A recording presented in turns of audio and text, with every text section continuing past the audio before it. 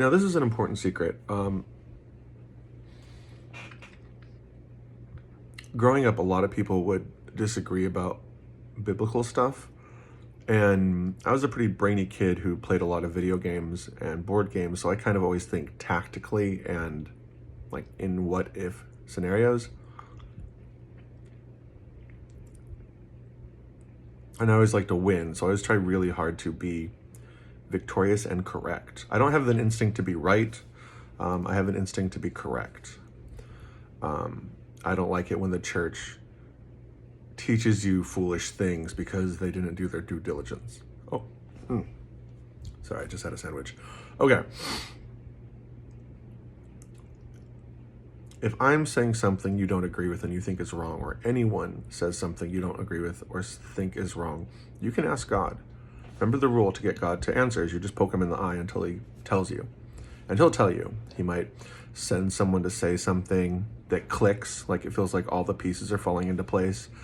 Or maybe a YouTube video will come by your screen and it'll make sense and everything will click into place. But if you don't hear anything, you just keep asking and you just keep asking. And even if he's silent, it usually means one, he loves your attention and he wants more. And two, he's going to give you something big. I always tell people talking to God is like kind of like the atomic bomb.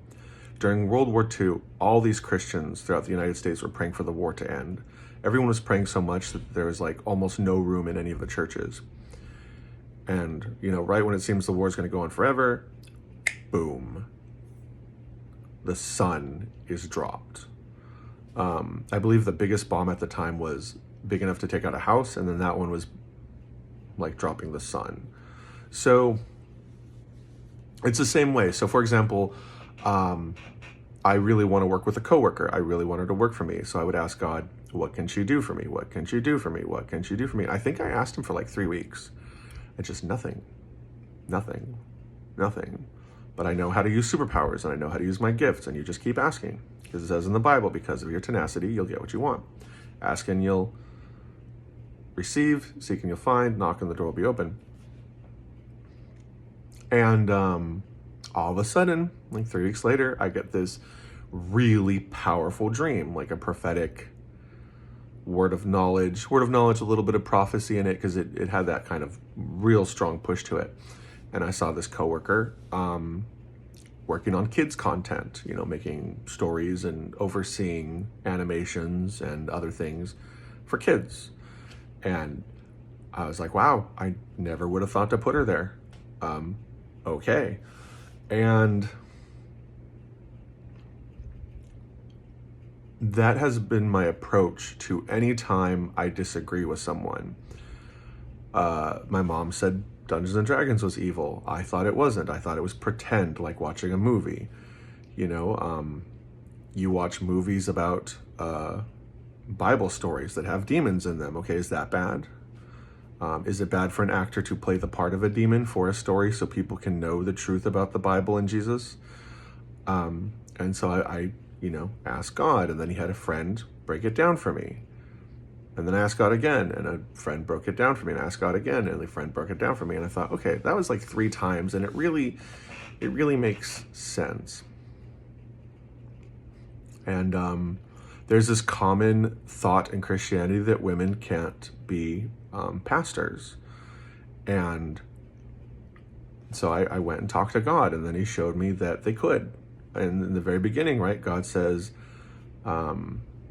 humans were made in his image. He created them, man and woman, both. Like, that's it. Done. Men were made in God's image. Women were made in God's image. The same thing. Our bodies are a little bit different. That's it.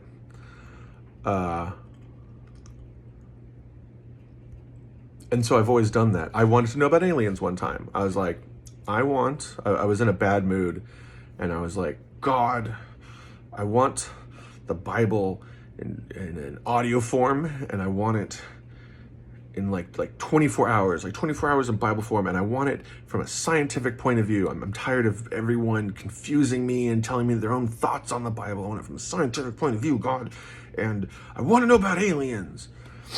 Brah! And then the next week, my friend's stepdad goes, oh, hey, you're into like Christian stuff? I was like, yeah. He's like, me too. I have this thing. It's like 24 CDs. It's called The Bible in 24 Hours by Chuck Missler. And he gave me a copy. And I was like, oh my God. And he goes, and check it out. They talk about aliens. Yeah, and I regret to inform you that the aliens we interact with are demons. Yeah.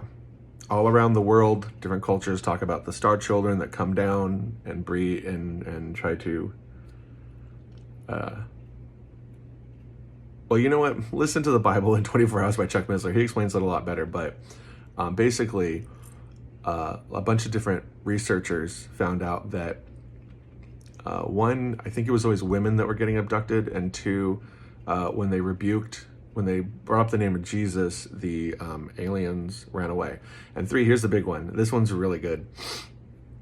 I have a friend who was into aliens and conspiracy theories, and he goes, oh man, there's this person that were talking to aliens. And I go, wait. I bet I know what they said. And he goes, what? And I go, I bet I know what they said. And he goes, okay.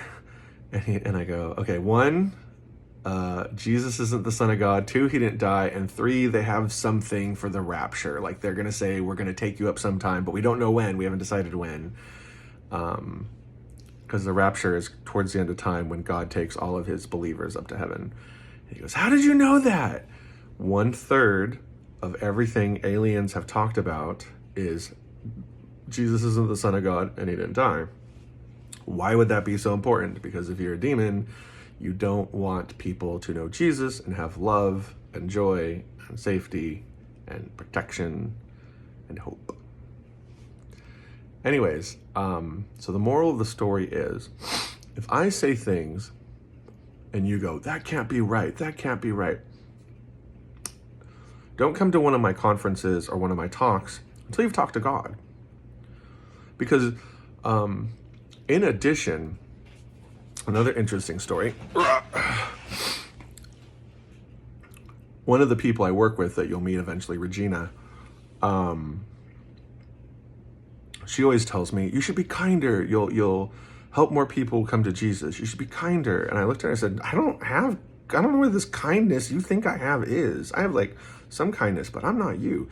You have like a ton of kindness. You're like a meadow with a stream, and it's sunny and it's quiet and the grass is soft and you can take naps. Those aren't my people. I want to talk to the witches, the people with hate, the murderers, the pedophiles.